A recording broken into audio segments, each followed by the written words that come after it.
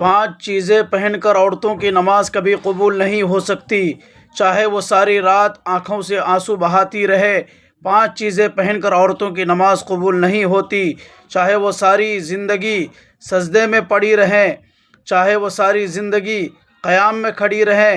5 چیزیں پہن کر عورتوں کی نماز کبھی قبول نہیں ہو سکتی، چاہے وہ خانہ کعبہ میں نماز پڑھیں، چاہے وہ مسجد نبوی میں کھڑی ہو کر نماز پڑھیں۔ اگر میں آپ سے کہوں کہ آپ نے جو آج نماز پڑھی ہے شاید وہ قبول ہی نہ ہوئی ہو، اور وجہ کوئی گناہ نہیں بلکہ آپ کا یہ لباس ہو۔ براہ کرم یہ ویڈیو آخر تک ضرور سنیں، کیونکہ یہ بات ہر مسلمان کے لیے بہت ضروری ہے، زندگی اور آخرت کا فیصلہ بدل سکتی ہے۔ آخر میں ایک ایسی بات میں آپ کو بتاؤں گا جو شاید آپ نے پہلے کبھی نہ سنی ہو، اس لیے ویڈیو کو آخر تک ضرور سنیں، کہیں ایسا نہ ہو کہ ہم عبادت سمجھ کر غلطی کر بیٹھیں۔ میرے اسلامی بہنوں اور بھائیوں، السلام علیکم ورحمۃ اللہ وبرکاتہ۔ آج کی یہ ویڈیو بہت اہم موضوع پر ہے۔ ہم سب جانتے ہیں کہ نماز اسلام کا ستون ہے اور اللہ تبارک و تعالی کی طرف سے سب سے اہم عبادت ہے۔ رسول اللہ صلی اللہ علیہ وسلم نے فرمایا، نماز دین کا ستون ہے، جو اسے قائم کرے گا وہ دین کو قائم کرے گا، اور جو اسے چھوڑ دے گا وہ دین کو ڈھا دے گا۔ مسند احمد، یہ حدیث کی کتابیں ہیں، ان میں ذکر ہے۔ لیکن افسوس کی بات یہ ہے کہ کچھ چیزیں ایسی ہیں جو عورتیں پہن کر نماز پڑھتی ہیں، جن کی وجہ سے ان کی نماز قبول نہیں ہوتی یا اس میں کمی آ جاتی ہے۔ آج ہم احادیث اور فقہ کی روشنی میں 5 ایسی چیزوں پر بات کریں گے جو عورتوں کو نماز کے وقت پہننے سے روکا گیا ہے۔ یہ باتیں کچھ لوگ یوٹیوب پر مختصر ویڈیوز میں بتاتے ہیں، لیکن آج ہم تفصیل سے دلائل کے ساتھ سمجھیں گے تاکہ کوئی شک نہ رہے ہمارے دماغ میں۔ اللہ ہمیں عمل کی توفیق عطا فرمائے، آمین۔ سب سے پہلی چیز بتلایا، ٹائٹ کپڑا ہے جس سے جسم کی شکل یا رنگ نظر آئے۔ قرآن مجید میں اللہ تبارک و تعالی فرماتے ہیں، اے نبی اپنی بیویوں اور بیٹیوں اور مومن عورتوں سے کہہ دو کہ اپنی چادریں اپنے اوپر ڈال لیا کریں۔ سورۃ الاحزاب آیت نمبر 59۔ اور نماز میں سطر ڈھانپنا فرض ہے۔ اگر کپڑا اتنا پتلا ہو کہ بدن جھلکے تو نماز نہیں ہوتی۔ حنفی فقہ میں واضح ہے کہ ایسے کپڑے میں نماز مکروہ تحریمی ہے اور دوبارہ پڑھنی چاہیے۔ رسول اللہ صلی اللہ علیہ وسلم نے فرمایا، 2 قسم کی جہنمی عورتیں، ایک وہ جو کپڑے پہنے ہوئے بھی ننگی ہوں۔ صحیح مسلم، یعنی ٹائٹ یا پتلے کپڑے۔ بہنوں، گھر میں تنہائی میں نماز پڑھتی ہیں تو بھی موٹا کپڑا پہنیں، کیونکہ فرشتے حاضر ہوتے ہیں آپ کی نماز میں اور اللہ تبارک و تعالی دیکھ رہا ہوتا ہے۔ دوسری چیز جو ہے خوشبو لگا کر نماز پڑھنا۔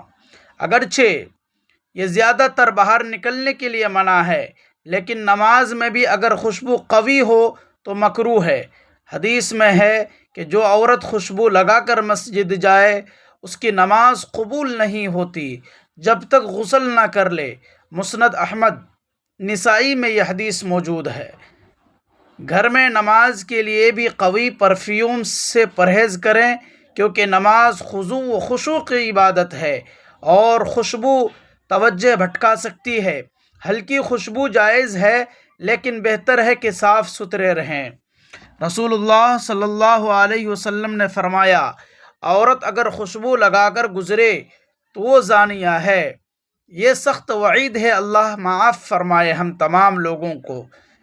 تیسری چیزیں زیورات پہن کر نماز پڑھنا ہے۔ سونے چاندی کے زیورات پہننا جائز ہے، لیکن نماز میں بہتر ہے اتار دیں۔ کچھ احادیث میں کہ زیورات کی آواز سے نماز میں خلل پڑتا ہے۔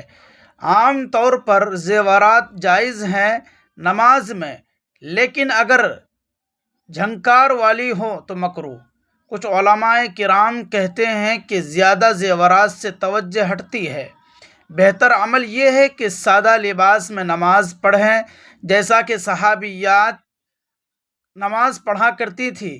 چوتھی چیزیں تصاویر، جانوروں یا انسانوں کی تصاویر والے کپڑے۔ حدیث پاک میں آتا ہے کہ حضرت عائشہ رضی اللہ تعالی عنہا نے پردہ لگایا جس پر تصویر تھی، تو نبی کریم صلی اللہ علیہ وسلم نے فرمایا اسے ہٹاؤ، کیونکہ یہ تصاویر مجھے نماز میں یاد آتی ہے۔ بخاری شریف میں یہ حدیث موجود ہے۔ اگر ٹی شرٹ پر کارٹون جانور یا انسانوں کی تصویر ہو تو نماز مکروہ ہو جاتی ہے، اور بعض علماء کرام کے نزدیک نہیں ہوتی ہے نماز۔ شیطانی ڈیزائننگ یعنی برے الفاظ والے کپڑے تو بالکل منع ہے۔ اللہ تبارک و تعالیٰ کی عبادت میں شیطان کی نشانیاں کیسے؟ بہنوں، سادہ کپڑے پہن کر اللہ کو راضی کریں۔ پانچویں چیز جو ہے مردوں کی مشابہت والا کپڑا۔ رسول اللہ صلی اللہ علیہ وسلم نے فرمایا اللہ تبارک و تعالیٰ کی لعنت ہو مردوں کی مشابہت کرنے والی عورتوں پر۔ بخاری شریف میں حدیث موجود ہے۔ جیسے پینٹ، شرٹ، ٹائی، مردوں والے جوتے وغیرہ نماز میں تو بالکل پرہیز کریں۔ عورتوں کا لباس عورتوں والا ہو، ڈھیلا ڈھالا اور پردہ دار۔ یہ تشبہ بالکفار اور مردوں سے بھی منع ہے۔ قرآن کریم کے اندر اللہ تبارک و تعالیٰ فرماتے ہیں اور مومن عورتیں اپنی نگاہیں نیچی رکھیں اور اپنی شرمگاہوں کی حفاظت کریں اور اپنی زینت کو ظاہر نہ کریں سوائے اس کے جو ظاہر ہے۔ سورۃ النور آیت نمبر 31۔ نماز میں ستر عورت کا ڈھانپنا فرض ہے۔ اگر کپڑا اتنا پتلا یا ٹائٹ ہو کہ جسم کا رنگ یا شکل نظر آئے تو نماز نہیں ہوتی۔ حضرت عائشہ رضی اللہ تعالی عنہا سے روایت ہے کہ ایک صحابیہ نے پتلا دوپٹہ پہنا تو نبی کریم صلی اللہ علیہ وسلم نے فرمایا جب عورت بالغ ہو جائے تو اس کا جسم سوائے چہرے اور ہتھیلیوں کے نظر نہیں آنا چاہیے۔ ابو داؤد شریف میں یہ حدیث موجود ہے۔ ایک اور حدیث میں رسول اللہ صلی اللہ علیہ وسلم نے فرمایا آخری زمانے میں ایسی عورتیں ہوں گی جو کپڑے پہنے ہوئے بھی ننگی ہوں گی، ان کے سروں پر اونٹ کے کوہان جیسے بال ہوں گے، ان پر اللہ کی لعنت برس رہی ہوگی۔ صحیح مسلم میں یہ حدیث موجود ہے۔ بہنوں، آج کل اسلامی شریعت کے خلاف جو لباس ہے یہ سب نماز کے لیے ناجائز ہیں، چاہے گھر میں تنہائی کیوں نہ ہو، کیونکہ فرشتے موجود ہوتے ہیں اور اللہ ہر چیز دیکھ رہا ہوتا ہے۔ دوسری چیزیں خوشبو یا پرفیومز لگا کر نماز ادا کرنا۔ نبی کریم صلی اللہ علیہ وسلم نے فرمایا حدیث مبارکہ ہے جو عورت خوشبو لگا کر مردوں کے پاس سے گزرے تو وہ زانیہ ہے۔ ایک اور حدیث میں ہے کہ اگر عورت خوشبو لگا کر مسجد جائے تو اس کی نماز قبول نہیں ہوتی جب تک وہ عورت غسل نہ کر لے۔ مسند احمد کے اندر یہ حدیث موجود ہے۔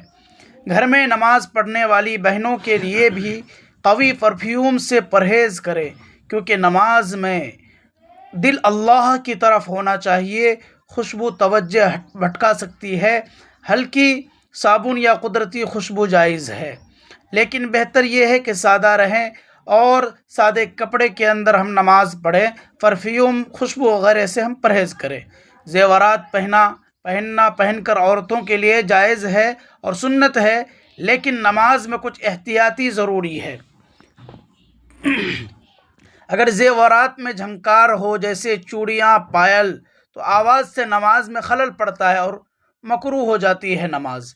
امام ابو حنیفہ رحمۃ اللہ علیہ کے نزدیک زیادہ زیورات پہن کر نماز پڑھنا مکروہ ہے، کیونکہ توجہ دنیا کی طرف ہو جاتی ہے۔ کچھ جدید زیورات میں شیطانی علامات ہوتے ہیں، یہ بالکل منع ہے۔ نماز میں اللہ تبارک و تعالیٰ کی عبادت خالص ہونی چاہیے۔ شیطان کی نشانیاں کیسے برداشت ہوں گی؟ بہتر ہے کہ نماز کے لیے زیورات اتار دیں، جیسے امہات المؤمنین رضی اللہ تعالی عنہ کرتی تھی۔